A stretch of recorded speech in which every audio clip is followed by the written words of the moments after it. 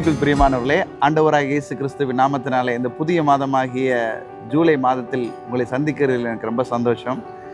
கர்த்தர் இந்த மாதத்தில் நமக்கு கொடுத்த வாக்குத்தத்தம் ஆதியாகமம் 32ஆம் அதிகாரம் 10ஆம் வசனத்தில், அடியனுக்கு தேவரீர் காண்பித்த எல்லா தயவுக்கும் எல்லா சத்தியத்துக்கும் நான் எவ்வளவேனும் பாத்திரன் அல்ல. நான் கோலும் கையுமாய் இந்த யோர்தானை கடந்து போனேன். இப்பொழுது இவ்விரண்டு பரிவாரங்களையும் உடையவனானேன். யாக்கோபு இங்க சொல்றாரு, நான் கோலும் கையுமா இந்த யோர்தானை கடந்து போனேன். இப்போ 2 பரிவாரங்களுடையவனாய் நான் இருக்கிறேன். 2 பரிவாரங்கள் என்றால் என்னன்னா, இன்னைக்கு மதிப்புக்கு குறைந்தது 350 400 கோடி மதிப்புள்ள சொத்து அவனுக்கிட்ட இருந்துதான். ஆனா அவன் கோலும் கையுமாகத்தான், வெறும் கையுமா தான் யோர்தானை கடந்து செல்கிறான். அவனிடத்துல எந்த பணமும் கிடையாது.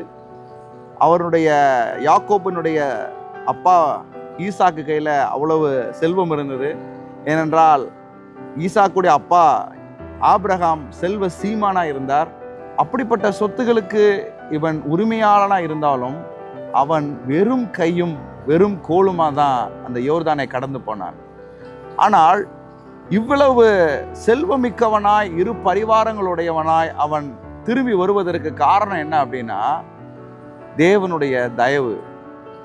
அவன் 350 400 கோடிக்கு அதிபதியா திரும்பி வரான். வெறும் கையா தான் போறான். எவ்வளவு அவனிடத்துல பணம் இருந்துச்சுன்னா ஒன்றும் கிடையாது.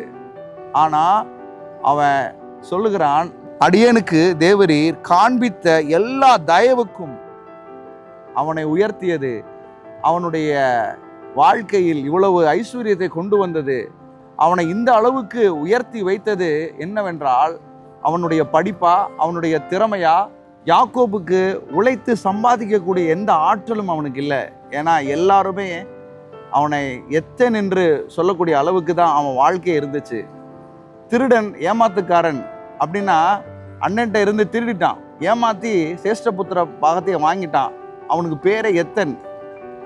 அந்த எத்தர்கள் எப்படி இருப்பாங்க அப்படின்னா, ஏமாத்துக்காரங்க ஏன் ஏமாத்துக்காரங்களாக இருக்கிறாங்கன்னா, அவங்களுக்கு உழைக்க தெரியாது, சம்பாதிக்க தெரியாது, பொருள் சேர்க்க தெரியாது, நியாயமான வழியில் அவங்களால எந்த விஷயத்தையும் செய்ய முடியாது. அவங்க மற்றவங்களை ஏமாற்றி தான் சம்பாதிப்பாங்க. அப்படிப்பட்டவன் ஒருத்தனை ஆண்டவர் 2 பரிவாரங்களில் உள்ள ஒரு செல்வ சீமானாய் மாற்றினார் என்றால், அவனிடத்துல உழைப்பு இல்லை, எதுவும் கிடையாது. நான் செல்வமிக்கவனா இருக்கிறதுக்கு என்னிடத்துல எதுவுமே இல்லைன்னு சொல்றான்.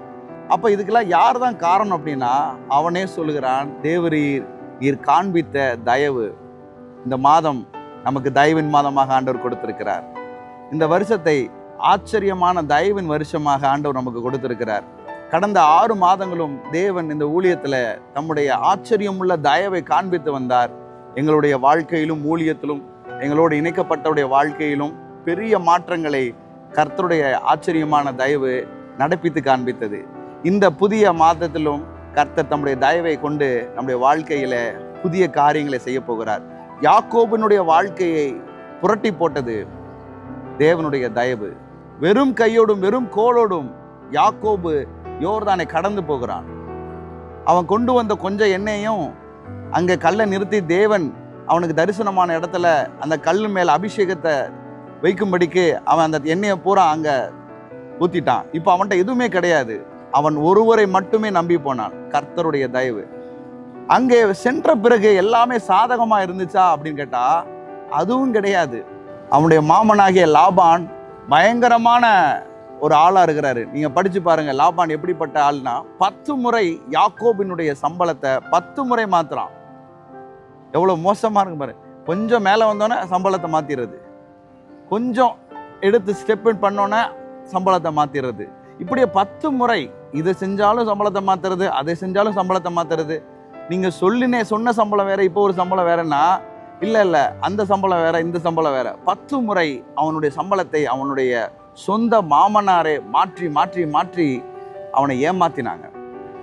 அவனுடைய வளர்ச்சி அதோடு நின்று போகவில்லை. ஏன் இப்படிப்பட்ட அபரிவிதமான வளர்ச்சினா, அவன் மேல் தேவனுடைய தயவு இருந்தது. அதனாலதான் அப்படி வளர்ச்சி. அவனுடைய வளர்ச்சியை யாராலும், எந்த மனுஷனாலும், மாமனாராலும் தடை செய்ய முடியல. மனுஷனால தடை செய்ய முடியாத அளவுக்கு தேவனுடைய தயவு வல்லமை உள்ளது. உங்களை உயர்த்த வேண்டும் என்றால் தேவன் தம்முடைய தயவை உங்கள் மேல் வைத்தால் போதும். அந்த தயவு உங்களுக்கு தேவையான உயர்வை உங்களை நோக்கி கொண்டு வரும். எவ்வளவு பெரிய மனுஷர்கள் அதற்கு முன்பாக நின்று தடைக்கற்களை போல இருந்தாலும் தயவு அது எல்லாத்தையும் உடைத்து தாண்டி உங்களை உயர்த்தும். அதுதான் தேவனுடைய தயவின் வல்லமை. இந்த தயவின் வல்லமை யாக்கோபு அறிந்திருந்தபடியால் தான் யாக்கோபு சொல்றாரு, தேவரீர் நீர் காண்பித்த இந்த தயவுக்கு நான் ஏமாத்துறோம். வசனம் அழகா சொல்லுகிறது, அடியனுக்கு தேவரீர் காண்பித்த எல்லா தயவுக்கும் எல்லா சத்தியத்துக்கும் நான் எவ்வளவு வேணும் பாத்திரன் அல்ல.